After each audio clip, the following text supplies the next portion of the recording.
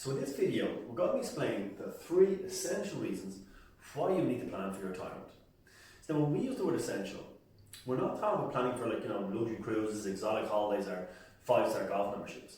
These are points which you need to ensure that you can maintain a basic standard of living and have some comfort in your retirement. So point 1 is a state pension. And there's a massive question mark over the sustainability of the state pension. I'll explain why. In the present day, we have 1, 2, 3, 4, 5 people that are working, paying taxes to support one person that's in receipt of the state pension.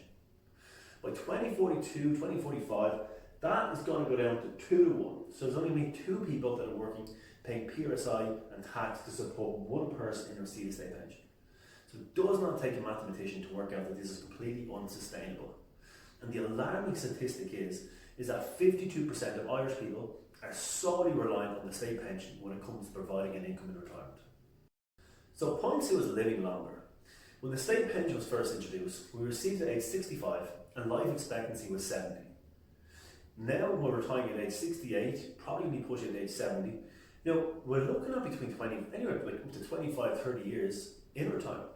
So the question that you need to ask yourself is, what kind of an income do you want to have? What kind of lifestyle do you want to live?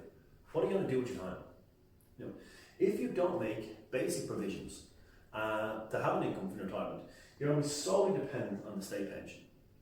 My view is that, as I said, it's not sustainable, the state pension. The reality is it's probably going to be something like food stamps and literally just subsidies from the government to survive, but by no means thriving.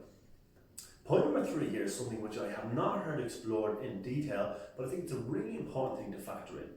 Is the healthcare system, and specifically having money to pay for private health insurance out of your pension fund. So I don't need to tell anyone that the current healthcare system is completely overburdened, and every single year it seems getting worse and worse. The statistics are that the more people on trolleys, waiting lists are getting longer. Think about this. That's when currently we have 5 people, young people, that are supporting one person in receipt of state pension. By the time a lot of us get to retirement, the healthcare system is going to be so much more overburdened because the way our population is going, there's going to be so much more older people. So the question you need to ask yourself is, are you happy to rely on a healthcare system which is completely overburdened, or would you prefer to have private health insurance where you can get the healthcare that you need when you need it to look after yourself and your health? So we hope we've explained these 3 points well.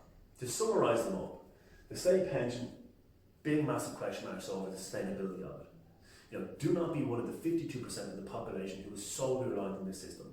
Because the reality is, when you get to retirement and you haven't made provisions, this is not going to be there at the present day.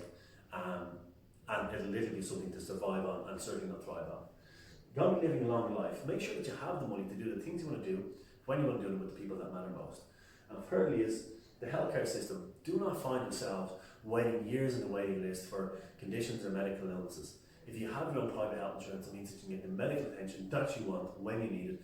And this is a massive part to making sure that you can live a good life in your years without any serious health issues. So look, we hope this has been helpful and look forward to bringing you to the next video.